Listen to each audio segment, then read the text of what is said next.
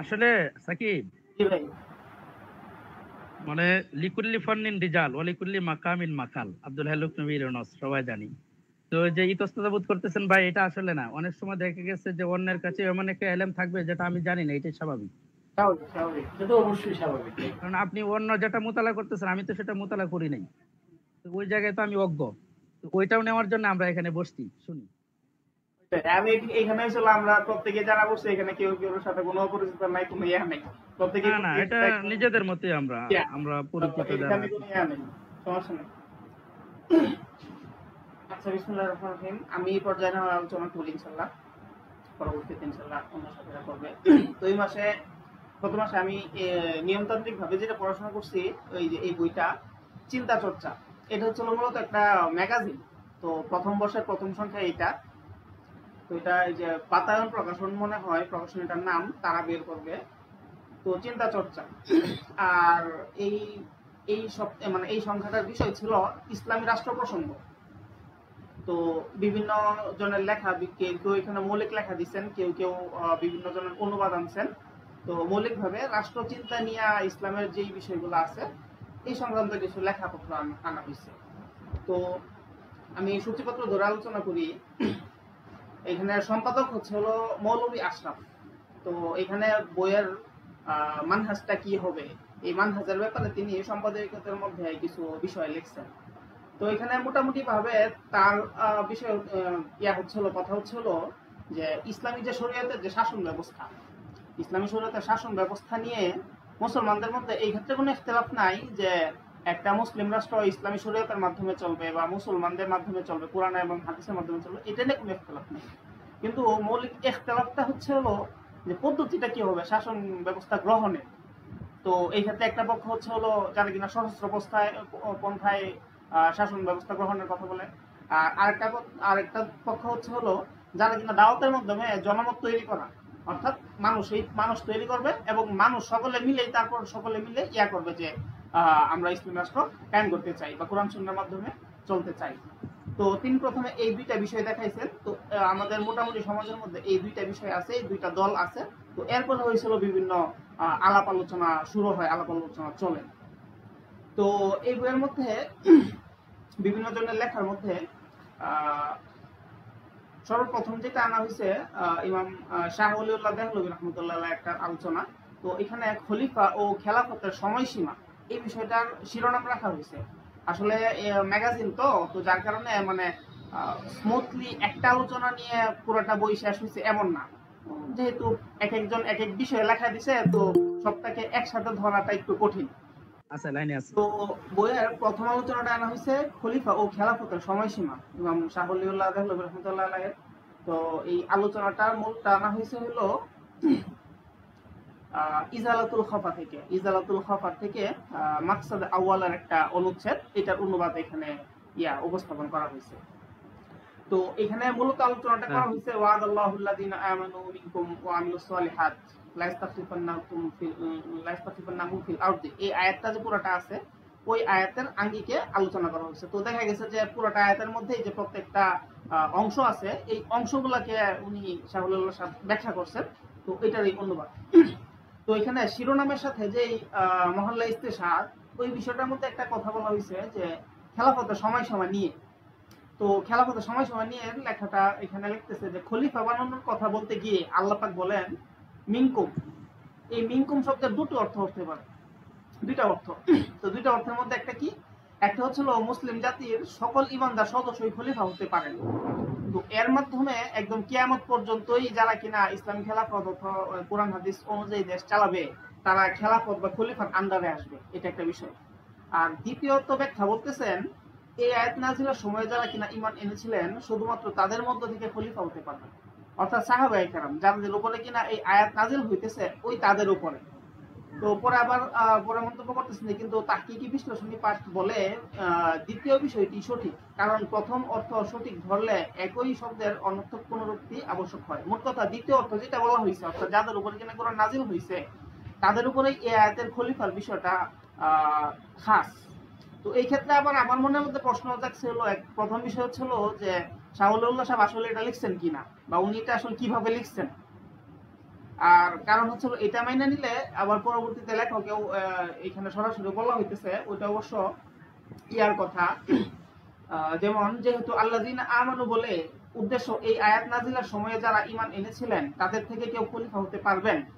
এখান থেকে তাই এটাও স্পষ্ট হয়ে যায় হযরত মুআবিয়া রাদিয়াল্লাহু আনহু, বনু উমাইয়া ও বনু আব্বাসিয়ার খলিফাগণ এই আয়াতের ওয়াদা থেকে খারিজ হয়ে যাবে। কথাটা কিন্তু কঠিন। খোলাফায়ে রাশিদিনের পরে যারা কিনা আসতেছেন তাদের সকলকে খলিফা থেকে বাদ করে যাইতেছে। এমনকি মুআবিয়া রাদিয়াল্লাহু আনহুকে যে কিভাবে বাদ করলো এটা আমি বুঝি নাই, কিন্তু এখানে স্পষ্টভাবে মুআবিয়া রাদিয়াল্লাহু আনহুর নাম আসছে। তো নাম কিভাবে আসবে? মুআবিয়া রাদিয়াল্লাহু আনহু সাহাবী, তার উপরে তো কোরআন নাযিল হইছে। তো এই কারণে আমি ওই সংশয়টার কথা প্রকাশ করলাম যে আসলে শাহ ওলিউল্লাহ সাহেব কিভাবে লেখছে কথাটা, এটা লেখছে কিনা, এটা আমার একটা সংশয় জাগছে কথাটাতে। তাহলে তো সাহাবীবাদে সবাই এটা থেকে সাহাবীবাদে সবাই এমনকি মুআবিয়া রাদিয়াল্লাহু আনহুকে বাদ করে দিছে। মুআবিয়া তো কোরআন নাযিল হইছে, নাযিল হইছে, কিন্তু তারপরে এখানে স্পষ্টভাবে বাদ ফালায় দিচ্ছে। তো এটা একটা কঠিন প্রশ্ন। তো এখানে আবার লেখকের সম্পাদকেরও উদ্দেশ্যটা এরকমই, যেমন কিনা সম্পাদক এক জায়গায় লিখছেন এরকম,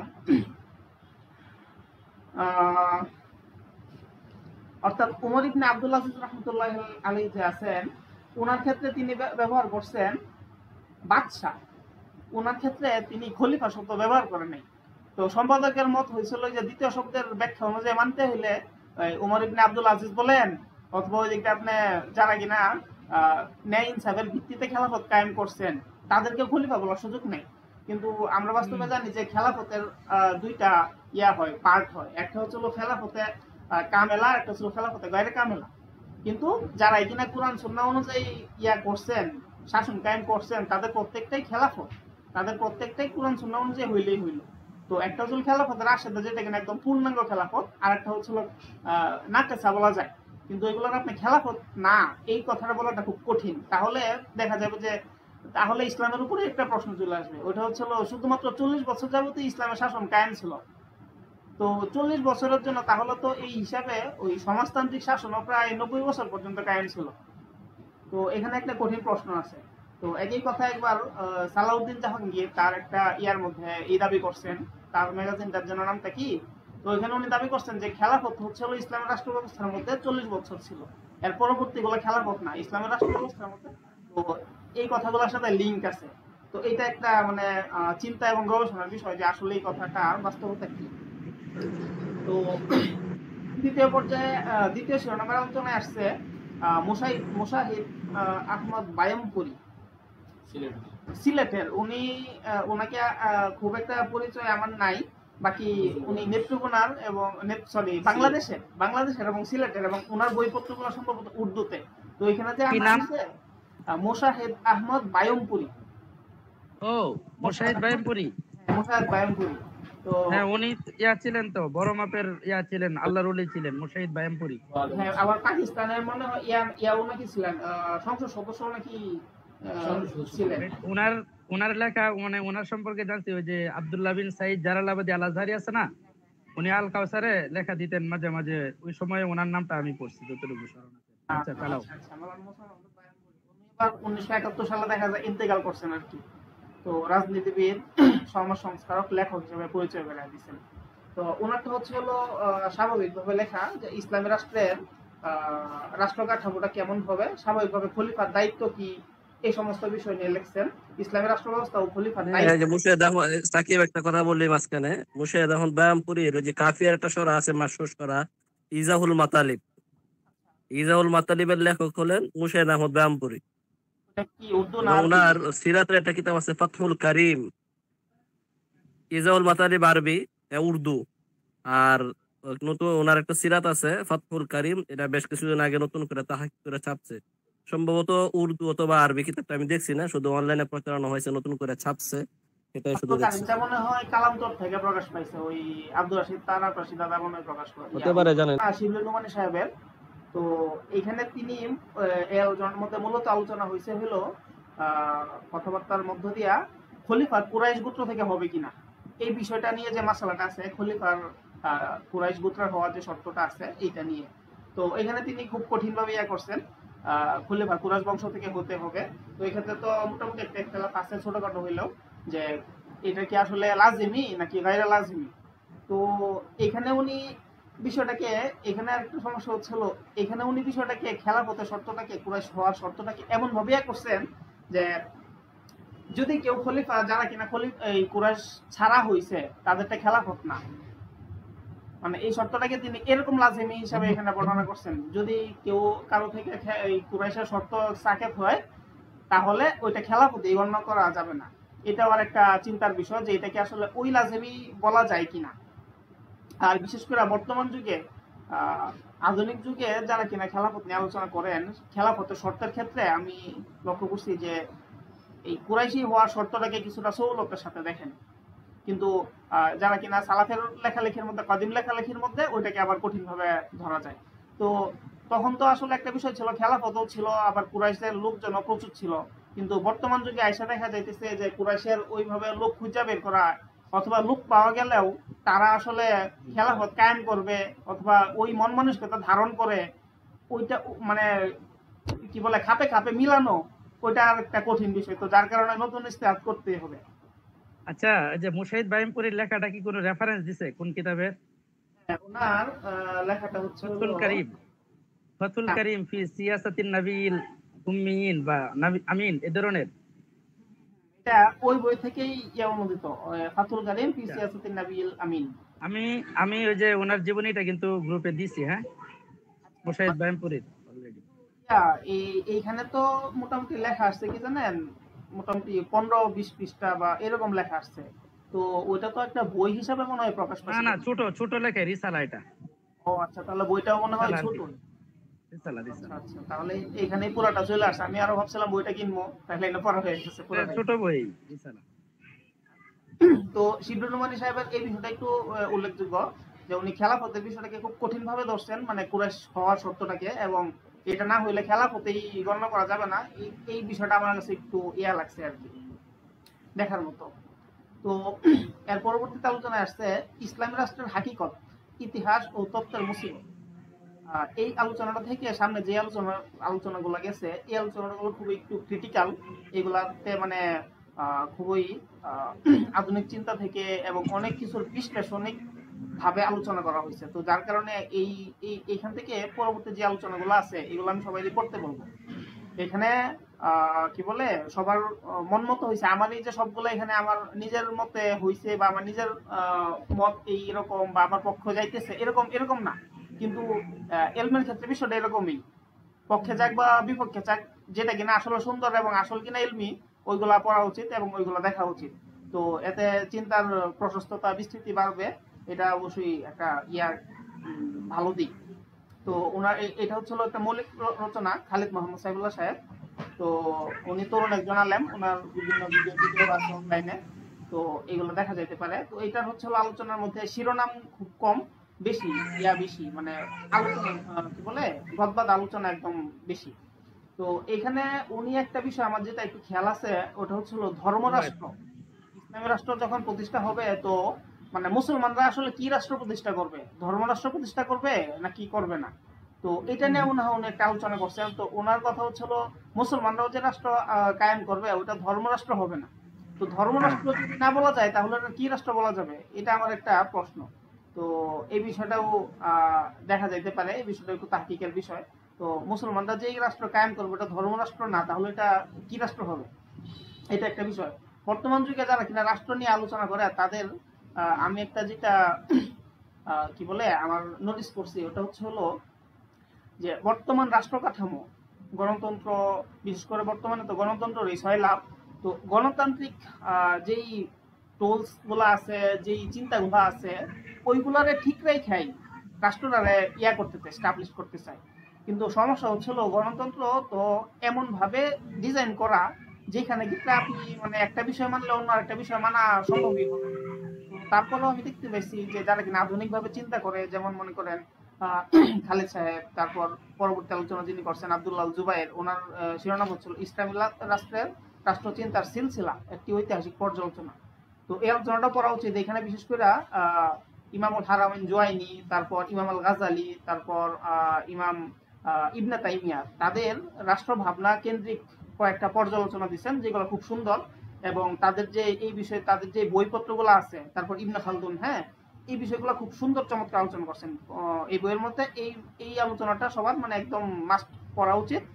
এই আলোচনার মধ্যে অনেক বিষয় আছে, মানে প্রচুর দিকে ছড়ায় গেছেন।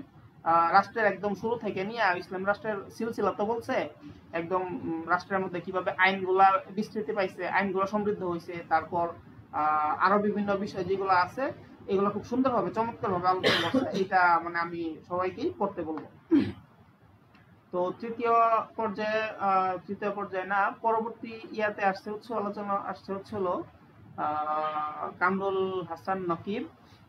ওনার আলোচনাটার শিরোনাম হচ্ছে হলো, সময় মনে হয় একটু বেশি চলে যাচ্ছে, আমি যে শেষ হয়ে যেতেছে, ইসলামী রাষ্ট্র ভাবনার অনিবার্যতা ও রূপরেখা প্রসঙ্গে একটি খসড়া প্রস্তাবনা। তো এখানে স্বাভাবিকভাবে কিছু কথাবার্তা বলা হয়েছে, কাঠামো, ইসলামী রাষ্ট্রের কাঠামো, তারপর আরো বিভিন্ন বিষয় নিয়ে ইসলামী রাষ্ট্রের যেই ফ্যাসিবাদী সম্ভাবনা আছে এটা নিয়েও কিছু আলোচনা করা হয়েছে। তো আর তারপর আলোচনা আসছে জিহাদের প্রকারভেদ। এটা লেখক হচ্ছিল সাইদ জালালউদ্দিন ওমরি, অনুবাদ করছেন হলো আব্দুল্লাহ মুয়াজ। তো এই লেখাটা পড়তে গিয়ে আমার কিছু দিল খটকা লাগছে। আব্দুল্লাহ কি বলে লেখক, মূল লেখক হচ্ছিল সাইদ জালালউদ্দিন ওমরি। ওনার পরিচয় দিচ্ছেন তিনি ছিলেন জামায়াত ইসলামী হিন্দের আমির ও মুসলিম পার্সোনাল বোর্ডের সহসভাপতি, অর্থাৎ জামাত সংশ্লিষ্ট ব্যক্তি। তো তার চিন্তার মধ্যে ওইরকম কিছু থাকাটা অস্বাভাবিক না। তো এই লেখাটা পড়ে আমার কাছে একটা বিষয় মনে হয়েছে কি, সম্পাদকের ক্ষেত্রেও আমার এই মনোভাবটা মনে হয়েছে। মানে বর্তমানে একটা মানে জিহাদের যে ব্যাপারটা আছে এটাকে অস্বীকার তো কেউ করে না, কিন্তু কেউ আন্তরিকতার সাথে নেই, আর কেউ চায় যে বিষয়টা অনীহার সাথে নেই, অর্থাৎ এটা না আসুক, কামনাটাই এরকম, এটা না আসুক। আর কেউ হয়েছিল করতে পারতেছে না, বা স্বীকার করার পরে মানে বিষয়টার প্রতি আন্তরিকতা আছে। তো বইটা পড়ার পরে এই বইটার যে টেন্ডেন্সিটা ওইটা মনে হচ্ছে ওই দিকে, মানে এটা না আসুক এরকম একটা অনীহার প্রতি একটা বিষয় আর কি। তো যাই হোক, এখানে আর একটা শিরোনাম দেওয়া হয়েছে এরকম, কুফরকে নির্মূল করা জিহাদের উদ্দেশ্য না। তো কুফরকে নির্মূল করা যদি জিহাদের উদ্দেশ্য না হয় এটা আসলে কি? তো এটার হচ্ছে প্রশ্নটা আসলে এখান থেকে যে ইসলামী রাষ্ট্রের মধ্যে কাফেররা বসবাস করতে পারবে কি না। তো ইসলামী রাষ্ট্রের মধ্যে কাফেররা তো বসবাস করতে পারবে, ইসলামী রাষ্ট্রের মধ্যে কাফের বসবাস করতে পারবে, কিন্তু ওই বিষয়টাকে মানে মানুষের মন থেকে নাকচ করার জন্য, সাধারণ মানুষ থেকে নাকচ করার জন্য যে কাফেরদেরকে আমরা সরাই দিব না, কাফের মানে আমরা মেরে ফেলবো না, এই বিষয়টাকে নাকচ করার জন্য এই কুফর নির্মূল করার উদ্দেশ্য না, এই কথা পর্যন্ত আমরা পৌঁছে যাইতেছি। এই বিষয়টা এটার লেখক ছিল জালালউদ্দিন ওমরি, অনুবাদ করছেন ছিল আব্দুল্লাহ মুয়াজ। আর অন্য ছিল যে মানে এটা কি এত এর মধ্যে আক্ষেপ, তাহলে এটা এত সুন্দর করে ছাপায় এত ইয়ে করলো কেন? স্বাভাবিকভাবে তো ছাপানো হয়, এটা কে ছাপাইছে? মানে আমাদের না, এখানে বিষয় হচ্ছে হলো তান্ত্রিকতা, অনেক কথা আছে, তান্ত্রিকতা অনেক আছে, এবং বিষয় হচ্ছে হলো যিনি লেখক অথবা যিনি অনুবাদ এত বিতর্কিত বা এত এত তাহলে তো এটা মানে এটা তোমার কাছে আমার কাছে বিতর্কিত, যিনি লেখছে তার কাছে তো এটা বিতর্ক না, তার কাছে তো এটাই ফেক, তার কাছে তো এটাই মনে হইতেছে সঠিক। আচ্ছা, শেষ আলোচনায় আসছে তুরস্কে ইসলামের পুনর্জাগরণ ও উস্তাদ সাইদ নুরসির জিহাদ। তো সাইদ নুরসির সম্পর্কে জানতে হলে এখানে একটা ছোট একটা প্রবন্ধ আছে 10-15 পৃষ্ঠার মতো, এটা পড়ে ফেলা যায়। তো উনি প্রাথমিক জীবনে ওনার তো জন্ম তুরস্কের খেলাফতেই, তো উনি থাকতে থাকতেই তারপর তুরস্কের খেলাফত ভাঙছে। প্রথম দিকে উনি নিজেও জিহাদি ছিলেন, তো পরবর্তী সময়ে তিনি সংস্কার আন্দোলন দিকে মনোযোগ দেন এবং সংস্কারের মাধ্যমে বিভিন্ন কাজ কারবার করে যান। এমনকি কামাল আতাতুর্কের বিরুদ্ধে যারা কিনা বিদ্রোহ করতে চাইছিল, এখানে একজনের নাম আসছে, যে ওনার নাম হচ্ছিল শেখ সাইদ। তো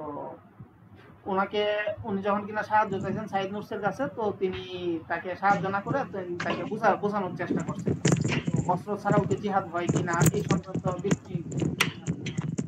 তো সামগ্রিকভাবে বইটা হচ্ছে হলো ইসলামী রাষ্ট্র বোঝার জন্য যদি মনের মধ্যে থাকে যে মানে জিহাদের বিষয়ে যদি থাকে, মানে পজিটিভ ধারণা থাকে, তো তাহলে এই বইটা পড়তে হয়েছিল যারা কিনা নেগেটিভলি বিষয়টাকে দেখতে চায় তারা কি লেখে ওই চিন্তা কইরা। আর এখানে অবশ্যই অনেক অনেক ফাওয়ায়েদ আছে যেগুলো কিনা আমাদের নিজেদের জন্য লাগবে, প্রত্যেকের জন্য ফাওয়ায়েদ হিসাবে লাগবে। তবে মৌলিক ভাবে হচ্ছিল এখানে ইসলামী রাষ্ট্র কাঠামোর মধ্যে মানে গণতন্ত্রায়নের মাধ্যমে কিভাবে রাষ্ট্র কাঠামো করা যায় ওই বিষয়গুলোকে এখানে ফোকাস করা হয়েছে, ফুটায় তোলা হয়েছে। তো ওমা আলাইনা ইল্লাল বালাগ। এই পর্যন্ত আমার আলোচনা। মাশাআল্লাহ মাশাআল্লাহ, জাযাকুমুল্লাহ। সাকিব, এই বইটা আমার পড়া লাগবো। এটা মনে হয় আমার মতো লোকদের জন্য লেখা নাকি? মোর্শেদ আহমদ ব্যায়ামপুরের লেখাটা এটা কি বিষয়?